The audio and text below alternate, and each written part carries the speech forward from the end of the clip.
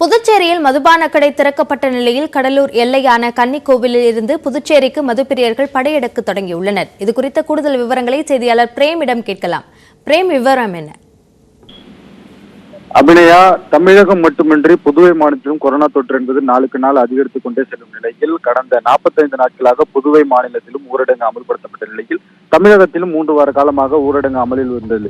இந்த நிலையில் புதுச்சேரியில் 45 நாட்களாக மதுக்கடைகள் முற்றிலுமாக மூடப்பட்டதால் தமிழக பகுதியில் கடந்த 2 வாரங்களுக்கு முன்னதாக 1 வார காலம் மதுபான கடைகள் திறக்கப்பட்ட நிலையில் புதுவையிலிருந்து மதுபானம் வாங்குவதற்காக தமிழகம் நோக்கி படையெடுத்தனர். இந்த நிலையில் தமிழகத்தில் கொரோனா தொற்று அதிகரித்து காரணமாக தற்போது 2 வாரங்கள், அதாவது 15 நாட்கள் மதுபான கடைகள் முற்றிலுமாக மூடப்பட்டிருக்கிறது. தற்போது இன்று காலையிலிருந்து புதுவை மாநிலத்தில் 9 மணி முதல் 5 மணி வரை 45 நாட்களுக்கு பிறகு தற்போது மதுபான கடைகள் திறக்கப்பட்டிருக்கிறது. கடைகள் முன்பு தடுப்பு கட்டு அமைக்கப்பட்டு நீண்ட வரிசையிலும் சமூக இடைவெளி கடைபிடிக்க வேண்டும் என்ற ஒரு எச்சரிக்கை விடுத்திருந்த நிலையில் தற்போது நாம் பார்த்துக் கொண்ட காட்சி என்பது கடலூர் தமிழகம் புதுவை எல்லையான கன்னிக்கோவில் பகுதி. இந்த பகுதியில் சுமார் 100க்கும் மேற்பட்ட மதுபான கடைகள் இயங்கி வருகிறது. ஒவ்வொரு கடை சுமார் 100க்கும் மேற்பட்டோர் நீண்ட வரிசையில் காத்திருக்கிறார்கள்.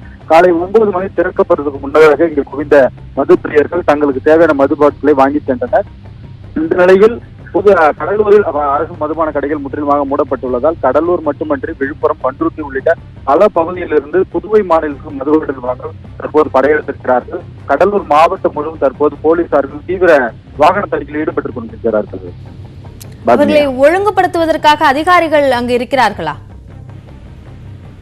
நிச்சயமாக அபிநயா, அதாவது நாம் பார்த்துக் கொண்ட காட்சி என்பது கன்னிக்கோவில் புதுவை மாநிலம். இந்த பகுதியில் சுமார் 100க்கும் மேற்பட்டோர் குவித்திருக்கிறார்கள். நீண்ட வரிசையில் நிற்கப்பட்டிருந்தாலும் அவர்களுக்கு மது பாட்டில்களை எப்போதோ வாங்கி செல்ல வேண்டும் என்றுதான் தற்போது முண்டியெடுத்துக் கொண்டிருக்கிறார்கள். அந்த பகுதியில் கலால் காவல்துறை மற்றும் அங்கே இருக்கக்கூடிய சுகாதாரத்துறை அதிகாரிகள் நீண்ட வரிசையில் நிற்க வச்சு அதை அனுப்ப வேண்டும் என போலீசாரும் அந்த பற்றி குவிக்கப்பட்டிருக்கிறார்கள்.